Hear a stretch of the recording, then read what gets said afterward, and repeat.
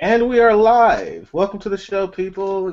Marcus BC of DasGooch here. Today I'll be interviewing the one, the only George Glass. Hello, all. Thanks for having me on, Marcus. Oh, no problem, no problem. George, this is the second episode of this podcast. It's still bare bones, still kind of shitty, but we're going to work through it. We're going to get better at it. I'm going to get better at it eventually, hopefully, maybe. I've already popped my cherry yesterday. I popped my cherry. It's my second time. I should be ready on this one. Well, I'm happy to be a test subject for you. All right, that's the spirit. That's the spirit. Generally on this podcast, since this is the second episode, we focus on subjects like your beginnings, what inspires you, like what kind of things have you been writing? What was the first thing you ever wrote, and that kind of thing, We'll be working on that. So I just want to start off with talking about just like describing yourself, but at the same time keeping your anonymity, because that's the one thing that's important for us writers of this genre, is to keep of this, not genre, but of fan fiction and stuff, to keep anonymity. So please, what can you tell the viewers about George Glass? Well, in my real life, I'm a professional editor, and I chose the name George Glass because, well, this dates me somewhat, but I was always a fan of the girls from the Brady Bunch, and George Glass, some may remember, was Jan's imaginary boyfriend.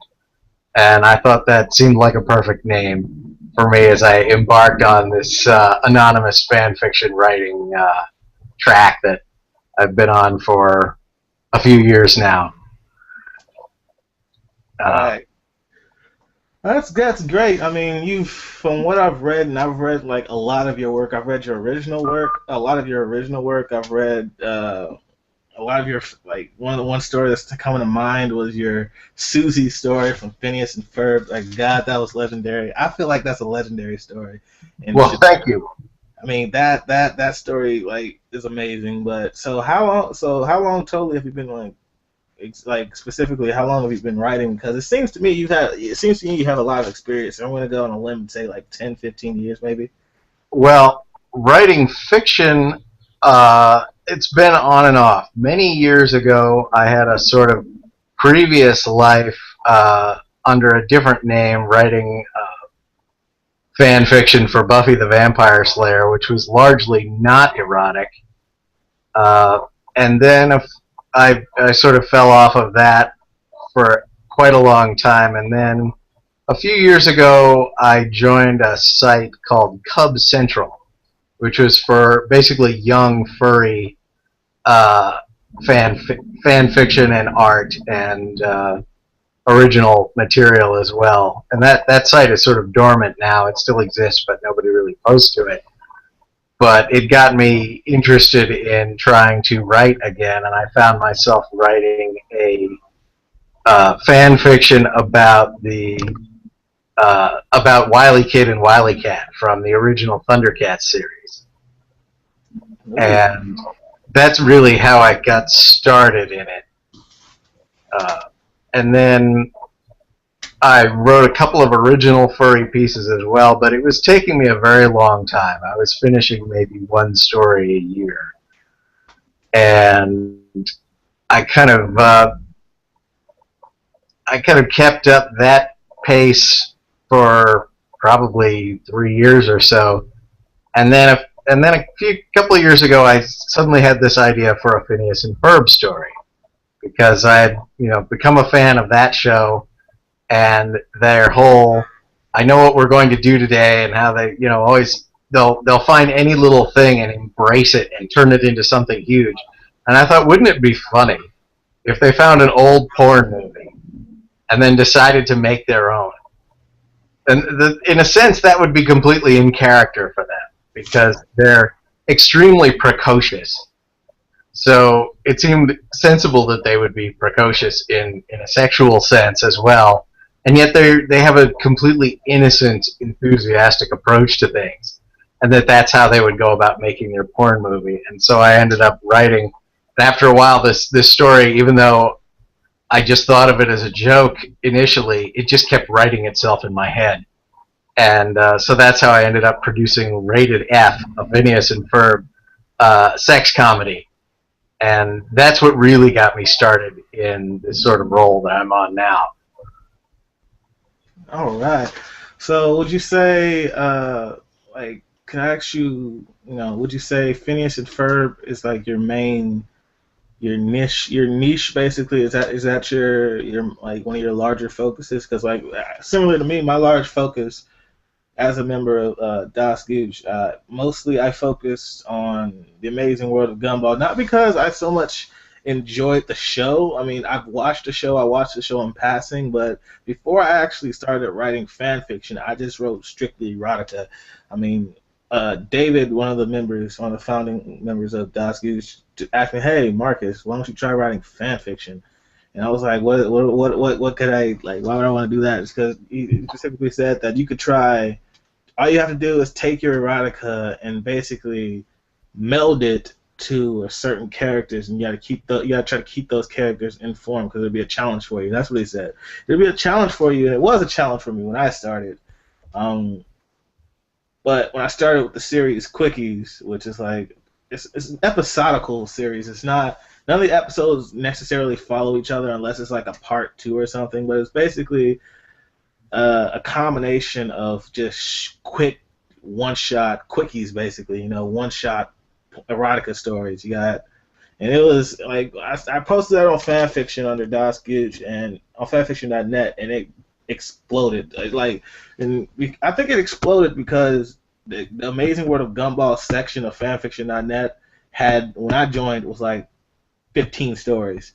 I was literally dubbed the pervy uncle of the Amazing World of Gumball on the like people, it even got to the point where it stroked my ego the way that people just like to read and were like, oh man, it stroked my ego that I literally said, I really dimed the quote rated M for Das Gooch, basically. It wasn't rated M for Das, it's basically rated M for Das Gooch.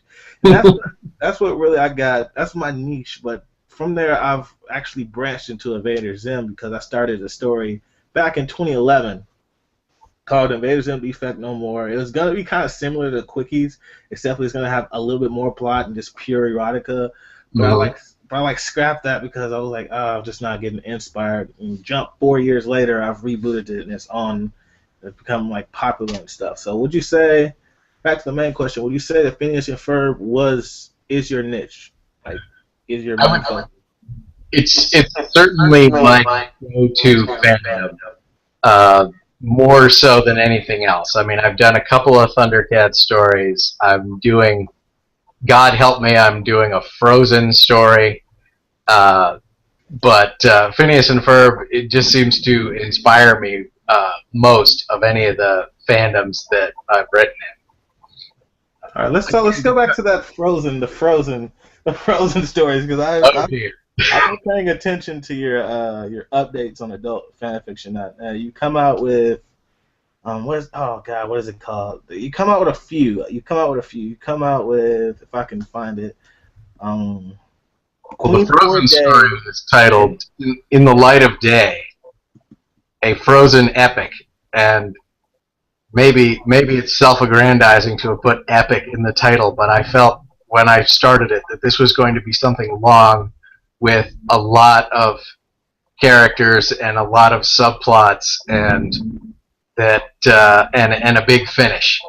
And so that's what I'm trying for. And this was another one of those things that I really didn't want to write, but it made me write it. We cannot control our muses. Not always. All right, so would you like to give a quick summary of this story for people who might want to read this or read this story? What's the story following? What's the story about? I mean, the story is intended as a sort of sequel to the movie. It involves Elsa is persuaded to invite 7 princes to the kingdom of Arendelle to vie for her hand as prince consort. In other words, they would not be king if they married her. They would be married to her, but they would have a sort of a lower station. They would not rule Arendelle.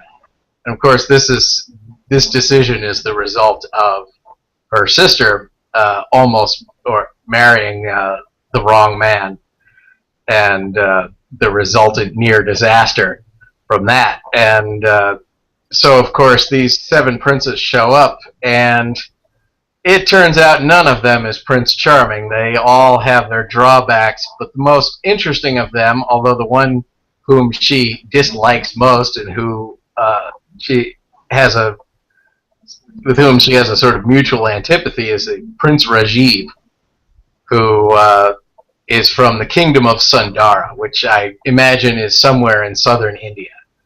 And he has he and really a lot of the other characters have secrets that are gradually revealed in the course of the story, because someone is up to something nefarious.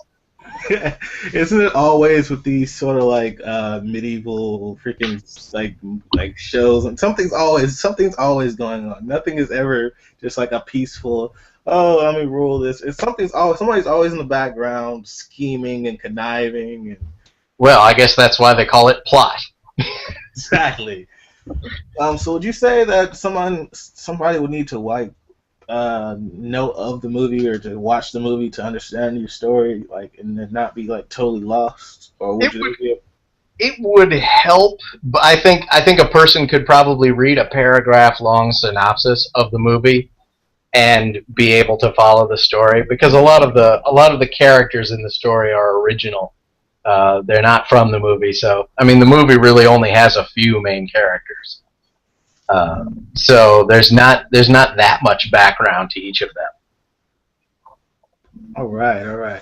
Can I ask you what? I don't know if I asked this question previously, but with Fairy Slayer. But can I ask you what is your genre and or style or like for instance, my example, mine is I'm predominantly a dark humor writer. I write like humor, dark humor, tragedy.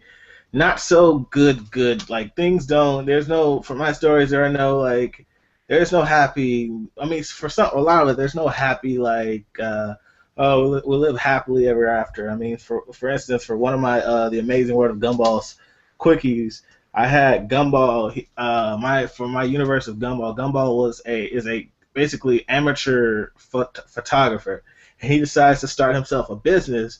Basically, he takes the girls from his like school and the high school above him, and he basically creates a digital Playboy bunny type thing that sells it to people in his like town to make money, and because it's underground, because it's illegal, basically he can charge exorbitant fees.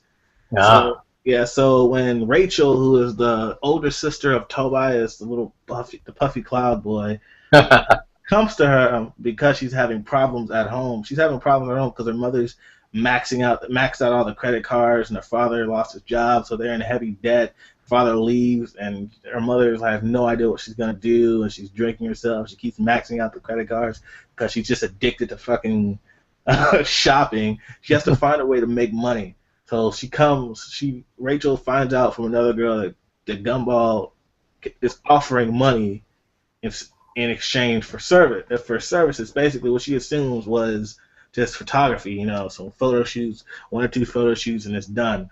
And so when she arrives there, Gumball immediately jumps onto it, and like you said, he has her. He's like he sees what the state that she's in, and like one of his earlier comments are like, "Oh, you're showing up like that? Do you really want to do this type thing going on?" So she's nervous, of course, and so she goes off and changes, and they start the photo shoot. And he starts asking more serious questions and more starts getting kind of handsy and stuff. She's not comfortable, and he's getting kind of annoyed that she keeps persisting and stuff. So he basically trying to call it off. She freaks out because she's really desperate for the money, and. And so in the end, he actually gets to test the goods. He does video and thing, and he actually what's it called when they're in coitus, and when their coitus is about finished, he kind does his business inside of her, and she freaks out because she can't, because that's a bad day. It was like, how women, they have bad days, like not good days to, because they're like within their cycle, they're like, yes, it's like a day to be the most fertile. So she's like crying and like doesn't know, because she's probably gonna get paid. So he, like, when he pays her, he's supposed to pay her just like $200, but he throws in an extra 200 in the end when she asks what's the extra 200 for. He replies nonchalantly with a freaking big ass smile, "Oh, for the abortion, of course." And then that's the story ends. That's the kind of writing that I do. I do like blackmail, dark humor type things. So that's kind of what the example I was talking about. What would your like genre or niche be? Like, what would your writing style or focus be in your stories? I honestly don't feel that I have one. And I think part of the reason why I have written so many stories of different types is that I'm always interested in exploring different genres, different levels of light and dark. You mentioned my Susie Johnson story earlier, Little Blonde Monster, which I wrote deliberately because every Phineas and Ferb story I had written up to that point was kind of sweet and funny, and I wanted to break away from that and try doing something darker in the world of Phineas and Ferb. And I was actually, you mentioned yesterday with Fairy Slayer, you talked to him about his story Candy Little Girl, which I had read, or I've read what of it he's written up to this point, and that, although I found it deeply disturbing, it also made me think, well, what if I wanted to do a dark story in this universe of Phineas and Ferb? How would I do that, and how would I do it in a way that I and that readers would find plausible? And that was when I thought of Little Susie Johnson, our tiny psychopath, and that and her bizarre obsession with her brother, which I could easily see as having a sexual basis. And next thing you know, I'm writing about her, molesting her brother while he sleeps, and all her twisted fantasies of how she wants to be with him, and the lengths that she'll go to make that happen, and of course the horrible things she'll do in order to get Candace Flynn out of the way to make that happen. Like, do you think? Let me ask you a question. Do you think that when the writers are writing for these, like, and coming up with these cartoons and stuff like that, that they think that, oh man, somebody's probably gonna twist the hell out of this fucking show and just make something horrible? Like, the writers, like, specifically, like, that's a good example would be Adventure Time. Adventure Time is a very, like, it's more of a, I think it aims for an audience of, a more older audience, not so much just for small children. And it has a lot of potential and innuendos for all sorts of, like, dirty things. But do you think like the creators of these shows ever think about, oh, somebody might write a fan fiction about this or something?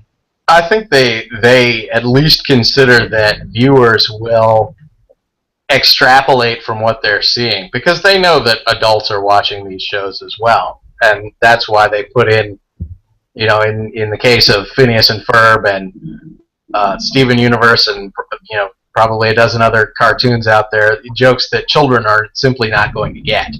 They're really aimed at the parents who are watching with their children. And I think at the same time, the writers know that, yeah, there are going to be people who might well interpret this in a way that the 9-year-old target audience does not. I don't know what they expect in the way of fan fiction, but I think in this day and age, they have to be able to expect anything in the way of fan fiction. People will take the slimmest premise and for something twisted and expand on it. Oh yeah, because I think I watched, I don't know what the Amazing World of Gumball episode that got me like, oh, I'm going to write about this type thing. I don't know what how I get my inspiration for like my Amazing World of Gumball stories or like one shots is I do a lot of Rule 34ing. If I can get hooked onto like a Rule 30, if I can find like a good Rule 34 picture, and for Mhm. those in the audience who don't know what Rule 34 is, Rule 34 is basically the rule of Rule 34 states that if it exists in a a believable manner, there's porn out there of it somewhere on the internet. It's like one of those things that will forever be like death and taxes. You can't just there's death and taxes. There's Rule 34.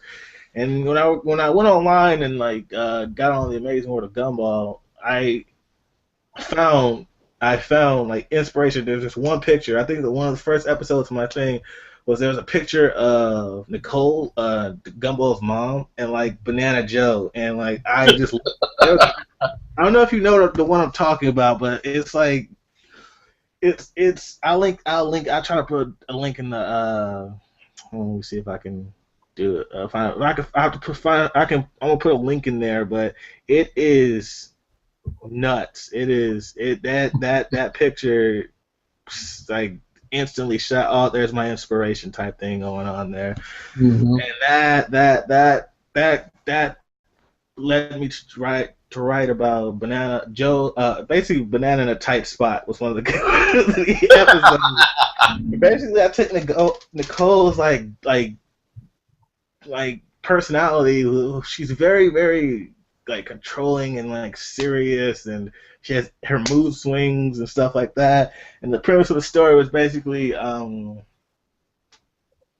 it was after an episode where like Gumball gets like teased at school until so his mom has to be called up to the school, and she basically singles out Banana Joe and basically traps him in an alleyway. And Banana Joe is small and tiny, so his only defense mechanism really is to just jump at his attackers. And most of the time, his attackers are younger, shorter, smaller people. So when he jumps at her, he he basically hits a target that he never really was meant to hit, and kind of finds himself in a tight spot. So that was basically the inspiration, and it really went downhill from there, man. It was story after story, more inspiration. I had people like telling me like, oh, at request for this and that and stuff like that. It is basically that. So let's talk about since we're on the topic of like cartoons and stuff like that. What are your like? Do you have like a top 5 favorite cartoons of all time? Top thing on for you? Well, Or of all time, that's an interesting one. Well, obviously, I was a big fan of the original Thundercats, and I enjoyed the newer version that was around briefly last year. Uh, that was really what got me into the whole furry genre. I think was that when I was a teenager, Chitara aroused certain feelings in me, and Wild Kit as well to some extent, and um, that would be one. Phineas and Ferb, obviously. I'm really enjoying Steven Universe right now. Not just because it's entertaining and funny, but it seems to have serious subtext to it. There is a lot of some lesbian relationships that are really not it's almost not subtext anymore. Uh, at this point, there's one character who is a fusion of two beings who are in love, and all the crystal gems in their universe are female. So uh, it's this woman is the embodiment of a relationship between two other women, and that's really interesting to me. oh yeah, that doesn't that does like if they really made like I guess you say that they can't possibly be surprised that people won't pounce on that and come up with their own ideas and like lesbian stuff like that. Because I think I watched a few episodes of Steven Universe. I liked it. I liked it so far. It was kind of it's kind of it was entertaining for me. But I don't, me personally, I don't really watch a lot of cartoons anymore. So I spend most of my time either really my day mostly spends most of my time playing. If I'm not at school or doing like some kind of college related activity or something like that, I'm either reading fan fiction, writing fan. Well, that sounds like a better use of your time anyway. Cartoons after like I started watching cartoons actually after Ed and Eddie ended like in 2011. Mm. Like I around that time they stopped showing Ed and Eddie and stopped because not so much because I didn't enjoy it, because I just didn't have time. I just didn't have the time, didn't have the thing, and I didn't really need to constantly watch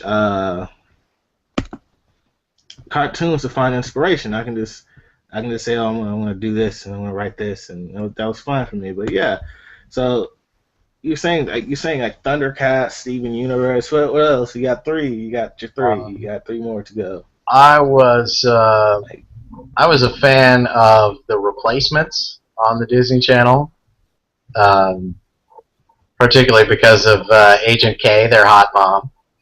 Uh, I I of course like most people on Earth watched The Simpsons for a decade or two.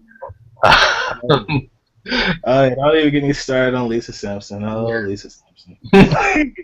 Lisa Simpson. There are oddly, I've been finding myself watching a little bit of Wander Over Yonder lately. Just Wonder Over because, Yonder. I think I don't know much about that show. Is it the guy with the banjo? yes, that's him. And I think the chief reason I find that show appealing is that Wander has this sort of relentless optimism that's very much like Phineas's.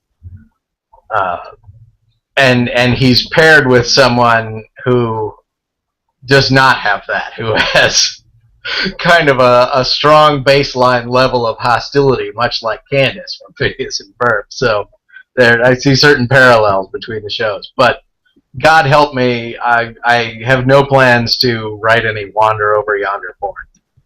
I mean, it wouldn't be so bad. It'd be a first because I've never actually read one.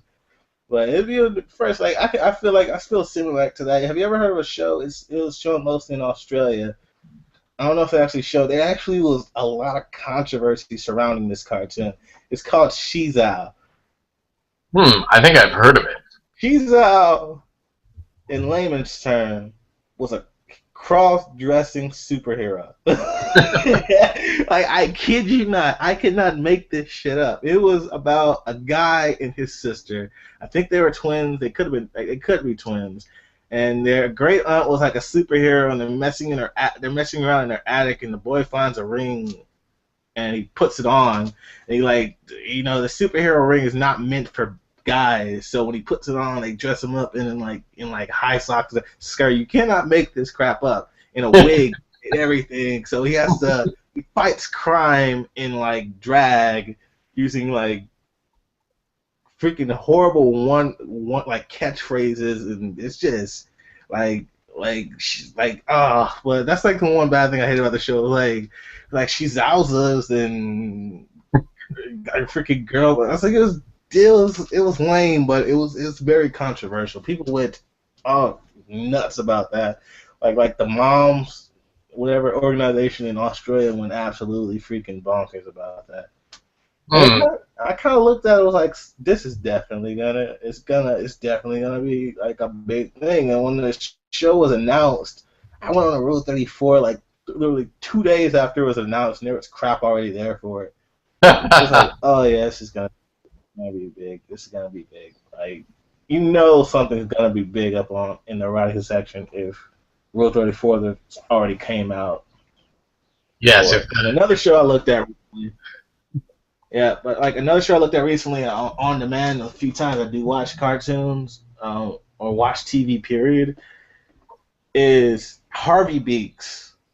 Now, I Hmm. don't know if you've ever heard of Harvey Beaks. It's this project by the same guy who worked for Cartoon Network, who created Chowder. Now, I love Chowder. Chowder is one of the favorite shows. It was a great show. It was about a fat like bear, cat, rabbit combination animal thing. It was really fucking awesome. So I'm watching this Harvey Beaks, and it's about this boy who's like the most innocent freaking creature. He's not so much innocent. He's like good. He's just a good guy. I mean, he's like courteous and good stuff like that. And he's friends with these two twins who are like the complete opposite. They're rambunctious. They're gross. They like it's retarded. They're like animals. So I'm thinking like, oh yeah, easy story premise is A. Easy story premise could be easily all right. Harvey the twins are up to like what twins. They have their little secret thing. They bring Harvey into it, who's like I don't know if I should be doing this.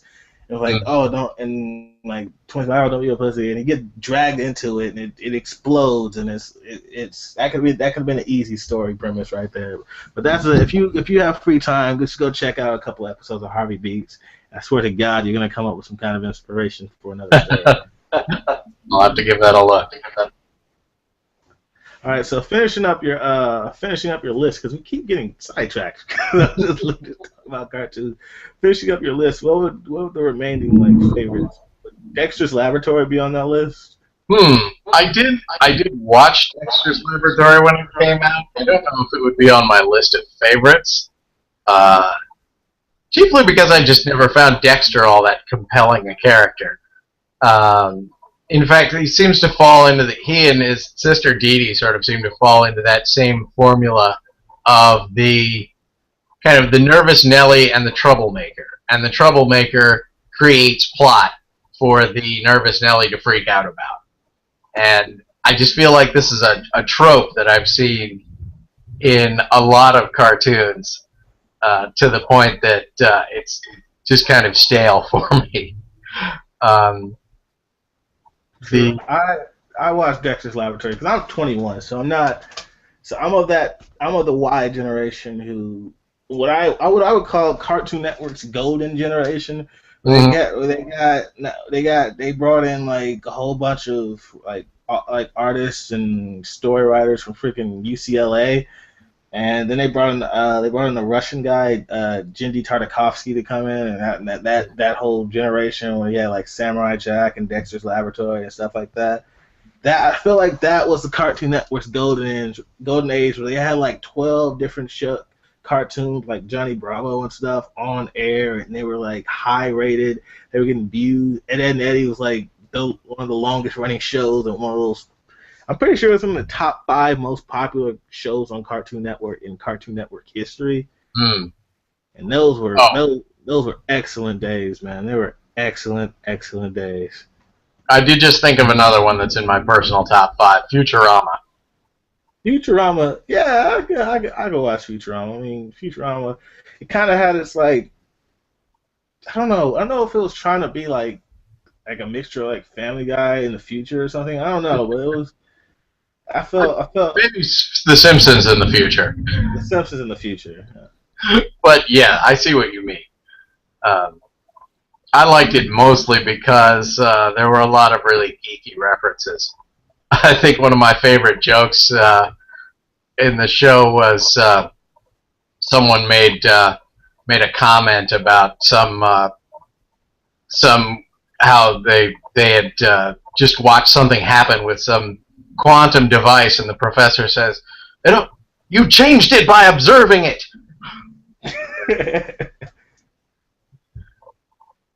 I Oh got a man, good nerd laugh. I remember that one. I think it was like one episode where, I think it was in either. Oh god, what was that freaking episode?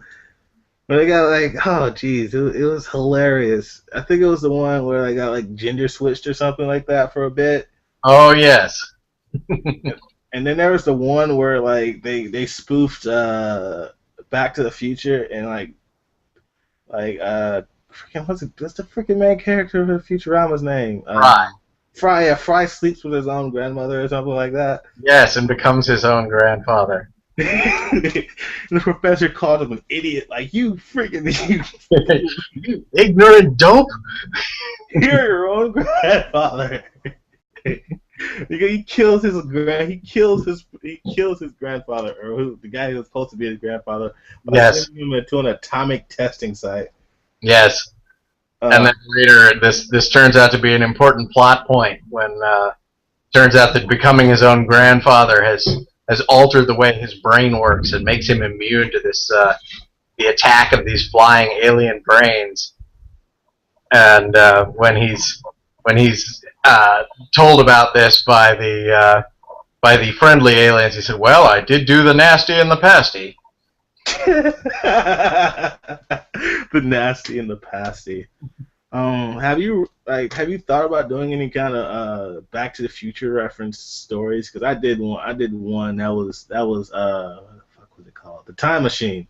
That was Amazing World of Gumball. Basically, Gumball, who is pretty much a pervert in my universe. He tries to get good with the science nerd girls who he has never been able to get good with. So he says the best way he could think of ever doing that was basically breaking into Bobbert's, like basically the robot kid freaking like locker, and stealing something to use. And his dumbass finds a time machine that he thinks is a weather watch or whatever like that. I don't know why he thought it was a weather watch. But he gets basically sent back to 1985 and actually sleeps with his mother, who hit him with a freaking moped and nursed her back to health, and that went downhill, and he slept. And he didn't click in his brain that this was his mother until after he had fired off his shot. And because he was like he kept on adding A, but he couldn't connect B. He said, these pancakes kind of taste like my mother's pancakes. And this person looks extremely familiar. And your name's Nicole. It should have clicked immediately, but all the blood had rushed from his head away from the brain. Yeah. So he freaks out and tries to flee, and you know how Nicole, she's not gonna be nobody's one night stand.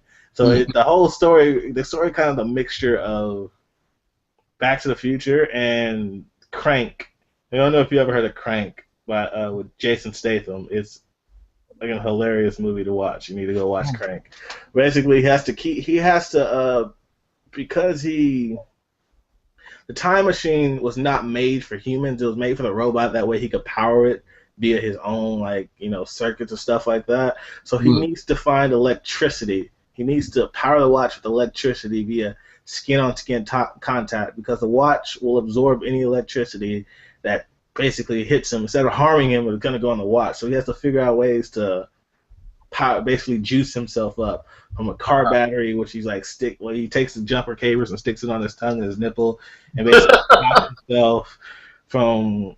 He has to use car battery. He has to use friction. It's it's nuts. And basically it ends up with him at this power plant, which I call it's fictional, but I don't know if it exists. The Northwestern Bell power plant. Located in Washington, and all my stories are located in the state of Washington for some strange reason.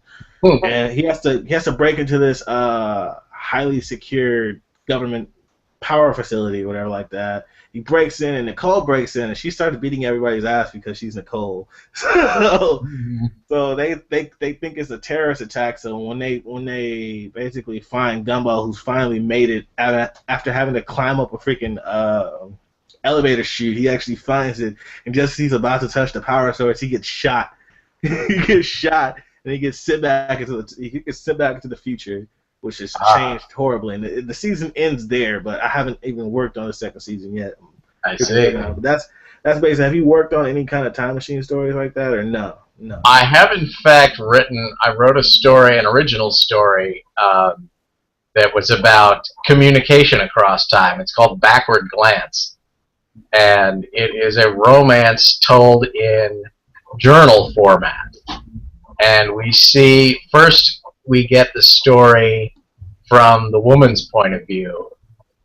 starting from when she's a child all the way up through graduate school and her career beyond, and how she and this guy she's known since she was little seemed possibly right for each other, but things always just sort of went wrong. They always kind of made mistakes and ended up being hostile toward each other when in fact they liked each other. And the man eventually ends up dead, and the woman who becomes a physicist becomes involved with a secret NSA project called Backward Glance, and she volunteers to be the first test subject. And what this enables her to do is to communicate with her past self at particular periods of time and to alter certain events that she feels were the ones that led them down the wrong path. And so when in the second part of the story we go back and see the whole story again, this time from the man's point of view, but seeing it as it has been changed through the woman's intervention.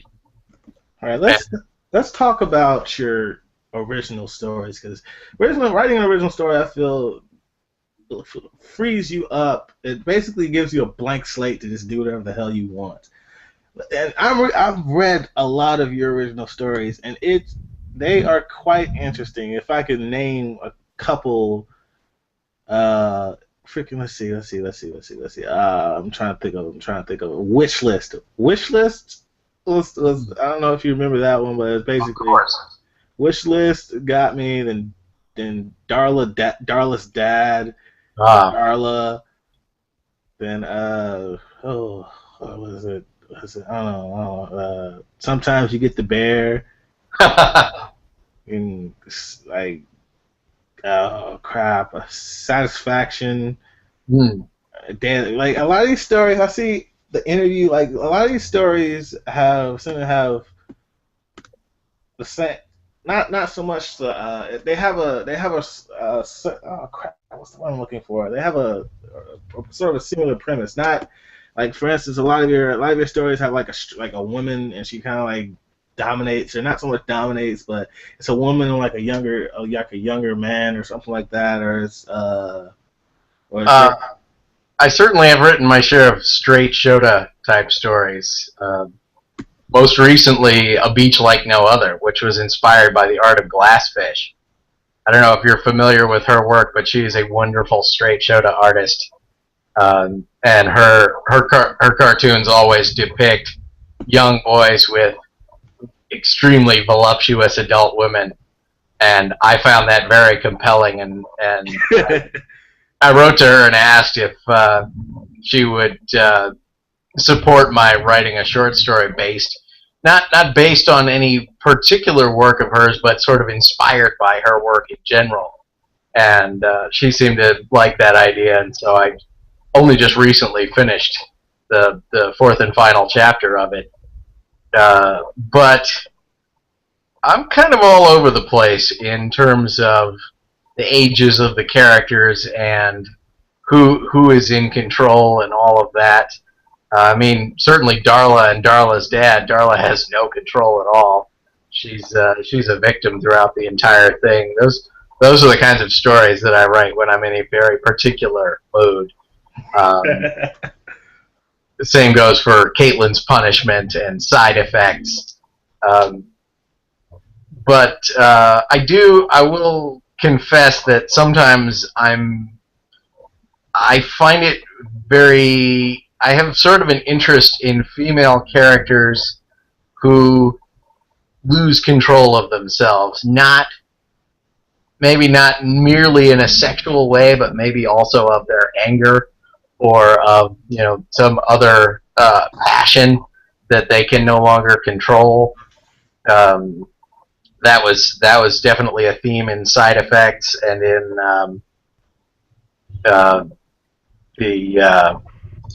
one of the furry stories I wrote.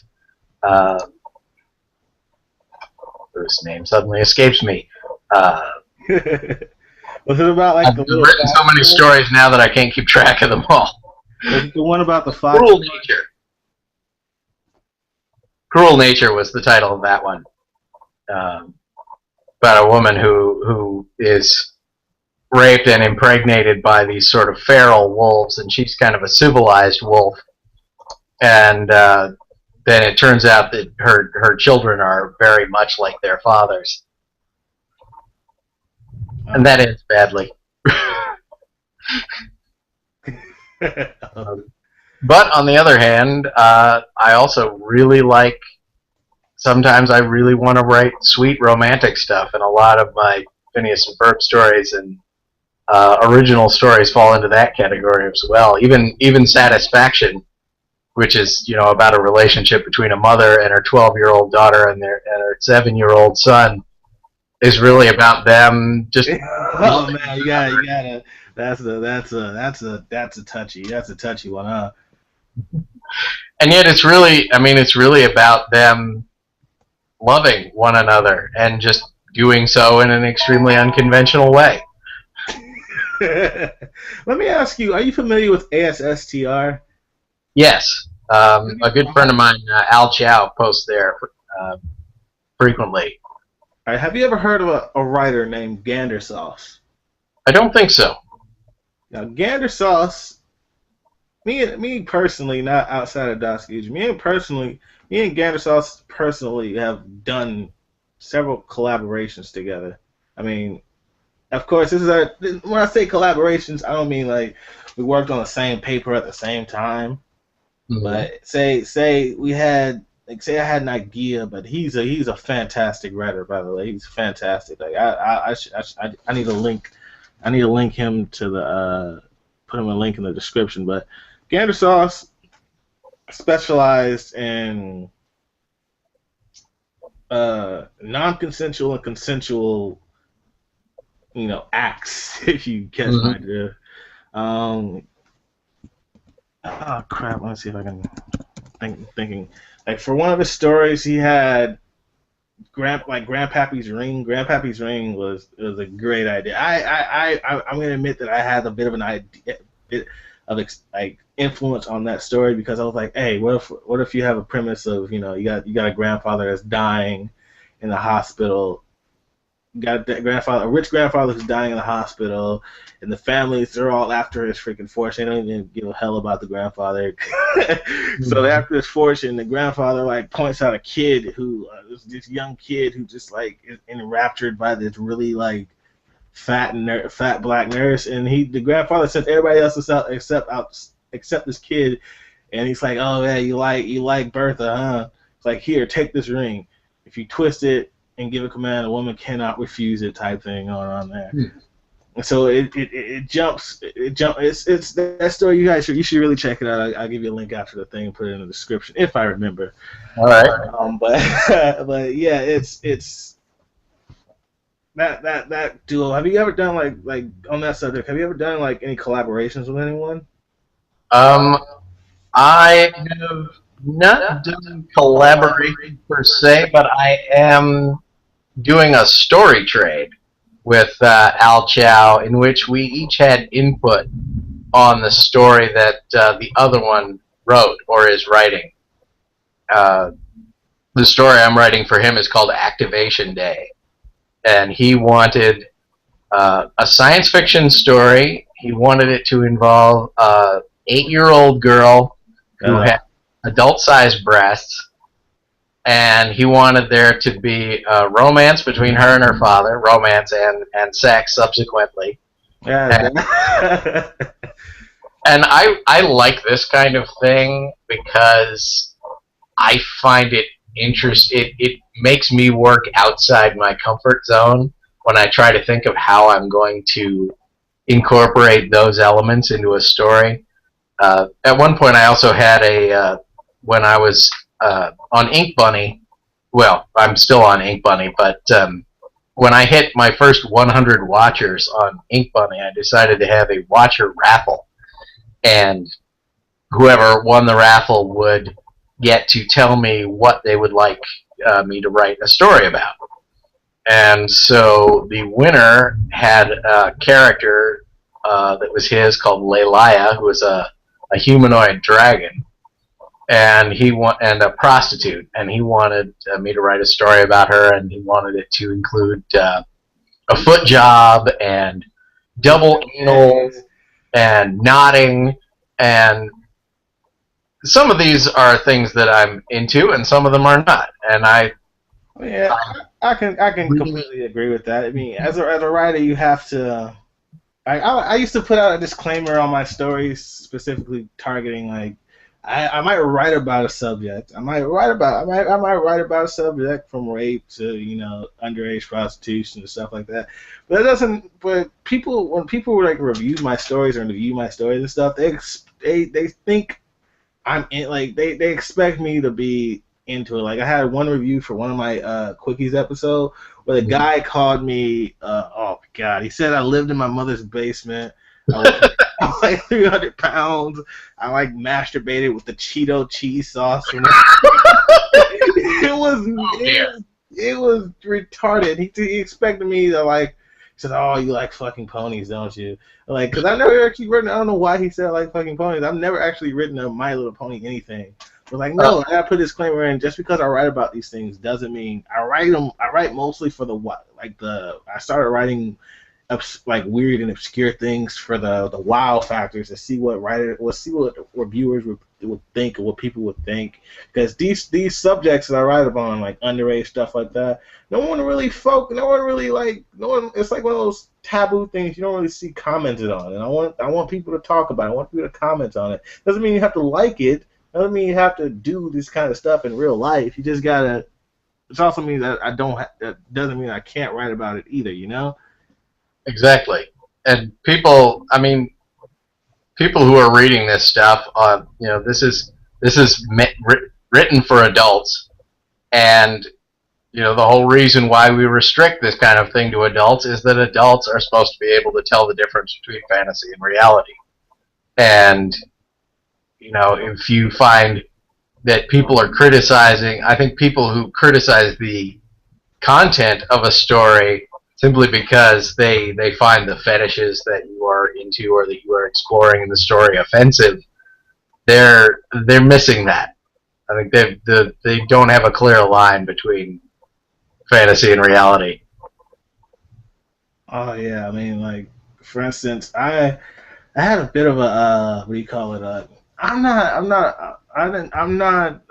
should go on disclaimer, folks, for you don't for those who are reading and those future watchers and stuff. I am not a homophobic. I am no homophobic.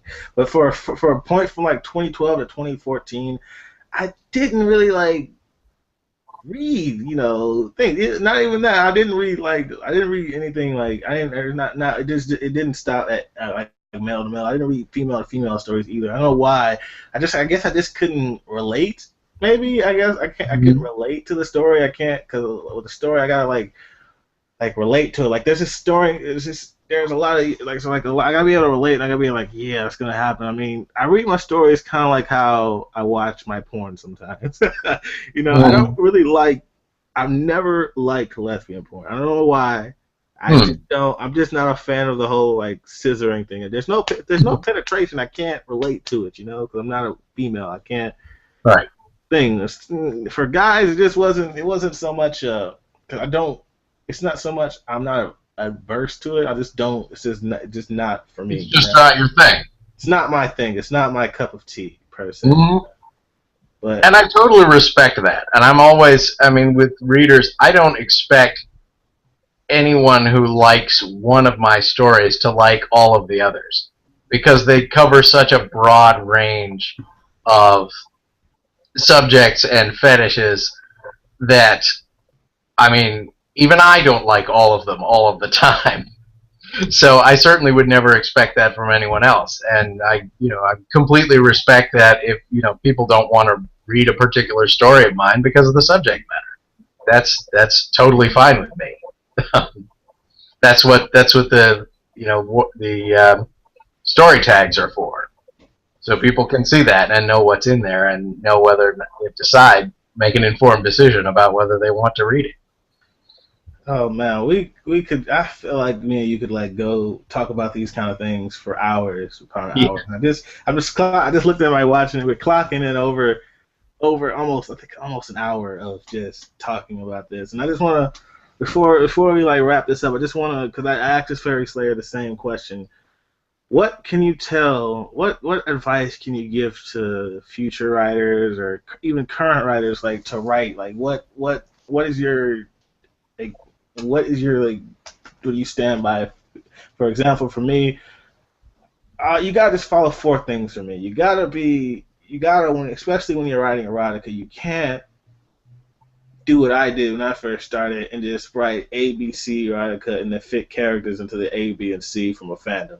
You gotta write Right. erotica based. You gotta write when you write your erotica, when you write your sexual scenes, you have to keep in mind the characters that you're using.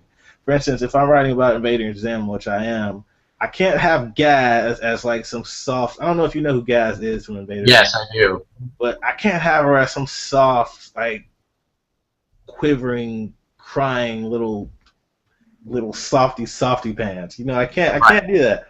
That's not who I she gotta is. write her in her personality. She's not so much like super domineering, but she's very blunt and she's very not so much very extremely violent, but she's like she can be violent and she can. I have to keep that in the character. I have to keep if I'm gonna write about like someone who's from an alien race or something like that. Who he's not gonna be like oh passionate. No, no, no. When you're writing, especially when I just got done writing that thing, you have to he has to for him his reasons for sex are not for passion or anything. His reasons for sex because it's an ends to a means. You know, if he can use sex to control his what he wants to do, then he uses it. For instance, if he studies adversity because he's an alien, so he basically downloaded information from the internet. You know, like information like on the G spot or whether or not it exists or whatever. And he knows I think it's called the Gestalt spot or something like that. But he's researched that and stuff like that, and I wrote that in like then I found when I did my research, I found something I had no idea like because you just find new information that you didn't know. Like, did you know that when that the younger girls like from ages like I don't know from ages 21 down when they discover like masturbation they mostly stick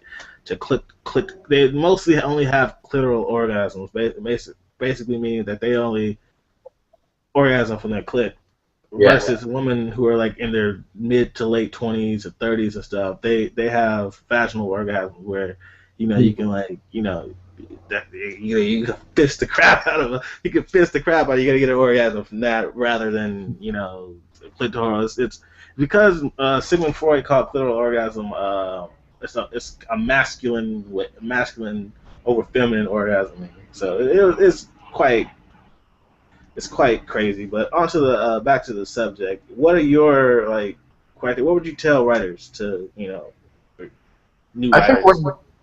one of the most important things is to figure out what your ideal process is for writing. Um, as I mentioned earlier, back when I first started writing these kinds of stories, I was producing them very slowly. And that was largely because I have attention deficit disorder. And I can't focus on a single task for an extended period of time very easily. And I finally realized that what I needed to do was make that work for me by, instead of trying to write one story at a time, write as many stories as I want to at a time. I currently, at any given time now, I have about 20 stories in various stages of development. And, that means that maybe any given one story may take a long time to write, but I'm producing something on a very regular basis. And I feel that enhances my creativity. That is not a process that I would recommend for everyone. I think everyone sort of needs to figure out what their sort of cognitive strengths and weaknesses are and adjust the way that they write to fit them. I can see that. That's great. So would you say you say follow your process? Like would you say that don't be afraid to tackle a iffy subject, don't feel anxious to like You gotta don't feel. Yeah, I feel like I would say don't be afraid to write about a certain subject because you think it won't be liked. Because that's why we have our anonymity, so we have that shield to protect us Yes. from. And there were when I was starting out, there were some stories that I had written that I was reluctant to post because I wasn't sure that they would be well received, particularly on adult fan fiction where the audience is largely female. And so at one point, I decided to just suck it up and try it and see what sort of reaction I would get. And I posted the first chapter of Caitlin's Punishment, about a housewife who's forced to perform acts with various animals by her cruel husband. And it is the most popular story I've ever posted on adult fanfiction. Dude, let me tell you, my theory is that women are huge perverts. I want to say women are bigger perverts than men. Men are just more open about it. That's why they're seen as bigger perverts. But if you've ever heard of 50 Shades of Grey, if you ever like gone into your mother's like book collection and like just open one of those freaking novels with like a Fabio looking dude on the outside of it, it's freaking it's freaking erotica. It's just that's just what it is. They read Yeah. They read nothing but erotica. They're like huge perverts. They're hypocrites about it, and they're just not out there about it. I mean, it's getting out there now, but they're not. It's always been seen as, oh man, they're perverts. They're always thinking with their cocks or whatever. Like it's not the case anymore. But it's a big thing. I think women are more perverts than men, because a lot of my readers who I've gotten reviews from have been like women, have been girls. So the ones I can figure out are women, because not everybody reviews with their like name or whatever. But you have to like go into their profiles and see. But a lot of them are women, so I can see why adult fan fiction would be mostly women, and like why your story would be popular, because women love that crap. Women, you can write like bondage and crap, and because women love that shit. They do. I think in both genders there is a certain subset of people for whom being victimized is an immense turn on, and I think that's why. I mean, with men you have the whole cuckolding fetish or castration or shaming, all those kinds of things, and I think with women, rape and bondage is kind of the same thing. Some people just really like the idea of being out of control. I could see how that could be a turn on for people. I could totally see that. Okay, we got. I think we've gone into depth, and we've done a lot in this episode. This has been I feel like a great second episode. I don't know. I think I'm gonna post this. I might post this immediately after this, 'cause I think as soon as you like stop broadcasting, it posts automatically or whatever. Nah. I think automatically. I don't know if I have to go back and edit it and stuff like that after. I don't know the process. I'm still working on that kinks. But man, I want to just thank you for being here. Thank you for saying yes. Spread the word. Spread the word, man. Get it out there. There's a guy. Tell him there's a guy that's willing to like you. The reclusive, the writers. Bring me the reclusive writers like that don't put themselves out there. People don't know that they're writers. Like you can literally go your whole life without knowing that your next door neighbor is a fan fiction or erotica writer, that type of thing. Yes. Me personally, I have so many effing aliases. I can't always keep up with them. My name changes like every other freaking month, every other freaking year. I've been Marcus BC. I've been Marcus Carvalho. I've been Marcus this and that and that and this, and it's just I even went ballsy, and I made I love bucket hats because that's just my thing, and I had a bucket hat customly made with Das Gooch on the front of it. It's in one of my pictures. I think it's in my profile picture. And I was walking on campus because I live in the Bay Area. I walked on my college campus, and this girl recognized my hat. She recognized the logo on my hat. And that was awkward. Oh, I imagine, yes. That was awkward. But then the mere fact that she recognized it might have made it as awkward for her as for you. Exactly. Because no one likes to admit that they do this. I mean, everybody might masturbate, but not everybody's gonna admit that they masturbate. Type thing. Exactly. All right. That's Well, just. thank you very much for having me on. Oh man, no problem. You're like freaking legendary in my status. You're in one of my top 10s, literally. You're like, I don't know. I think you're like number 4. If I can get Toonspew on here, number 3 and number 4. Specific. If I can get Toonspew on here, man. If I can get Toonspew hit. I only ever read one of his stories, and that one story was like one of the greatest amalgamations of story, of plot. It's not like most of my stories are porn with plot. That story is plot and porn. I don't know if you ever read My Life as a Teenage Von Neumann Device by Toonspew. No, can't say that I have. But you must read. Go read that story. It's in the what is it in? It's in the adult fan fiction My Life as a Teenage Robot. All right. Like fandom, but you need to go read that story. Hmm. I'm glad I could have you on here. I'm glad. I hope whoever's like the 1 or 2 people that are actually watching this and listening to this right now have enjoyed our ramblings and our going off topics and all that good stuff and our talking about. And hopefully somebody can learn something from this and somebody can go like, man, I'm glad I watched this and listened to this today, because that's really the reason I'm doing that, to bring focus and attention to the writers behind the stories and the stories themselves. So I am Marcus BC of xXDasXGooch. This is George Glass, the great George Glass, and this has been the Fan Fiction Writers Circle, which I might change that name because that is a long mouthful of a name. Thanks for being here. Thank you. This has been great. George Glass, George Glass. Thanks again, Marcus. Yeah, go read George Glass's work. George Glass needs to be spotlighted. I'm going to go put a link in George Glass's work in the description. You need to go watch it. You need to go read it. Enjoy. Thank you. And as always, stay faptastical. All right.